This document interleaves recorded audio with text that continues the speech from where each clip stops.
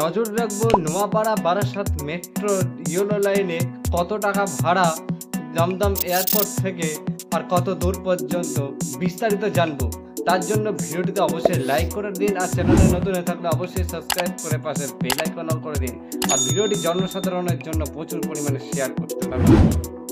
কলকাতা বিমানবন্দর থেকে রুবি পর্যন্ত যাবেন বা শিয়ালদা পর্যন্ত যাবেন, কত টাকা ভাড়া বিস্তারিত জানুন। 7.04 কিলোমিটার নোয়াপাড়া থেকে বিমানবন্দর পর্যন্ত রুটটি চালু করা হচ্ছে 22 তারিখ থেকে বলে সূত্রের খবর। এই জন্য কিন্তু ভাড়ার তালিকা বেরিয়ে এসেছে কত টাকা ভাড়া হতে চলেছে। ঝা চকচকে মেট্রো স্টেশন, বিমানবন্দর নাকি মেট্রো স্টেশন বাইরে থেকে দেখলে বুঝতেই পারবেন না, ভেতরে ঢুকলে পারে অবশ্যই। তাই জন্য জেনে নিন কত টাকা ভাড়া।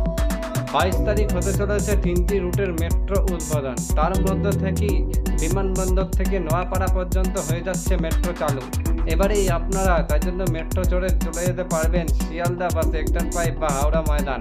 কিন্তু আমরা ভাড়া জানবো যেগুলো বললাম সেগুলো। কলকাতা মেট্রোতে ইয়েলো লাইনের ভাড়া হতে চলেছে, সর্বনিম্ন ভাড়া হচ্ছে 5 টাকা আর সর্বোচ্চ ভাড়া হচ্ছে 70 টাকা। এটি আপনাদের কেমন লাগলো অবশ্যই কমেন্টে জানান ভাড়াটা। কলকাতা বিমানবন্দর মেট্রো স্টেশন থেকে ভাড়া যশোর রোড মেট্রো স্টেশন পর্যন্ত 5 টাকা ভাড়া। দমদম ক্যান্টনমেন্ট পর্যন্ত ভাড়া হবে 10 টাকা। তারপর নোয়াপাড়া পর্যন্ত ভাড়া হবে 20 টাকা। কোনো যাত্রী যদি বিমানবন্দর থেকে ডাইরেক্ট নোয়াপাড়া হয়ে যদি ব্লু লাইন মেট্রো ধরে যদি ইয়েতে যায় প্ল্যানেট বা চাঁদনি চক, তাহলে কিন্তু ভাড়া পড়বে 40 টাকা।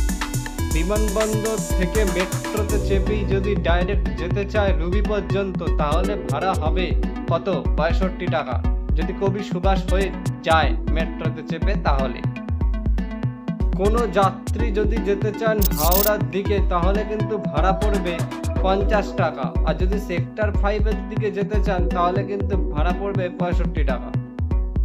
মাফ করবেন, ওটা 70 টাকা হবে। তাহলে আজকের এই উপস্থাপনাটা আপনাদের কেমন লাগলো অবশ্যই কিন্তু নিচে কমেন্ট করে জানাতে একদমই ভুলবেন না। তাহলে দেখা হচ্ছে আপনাদের সঙ্গে আবারও একটি ধামাকাদার ভিডিওর সাথে।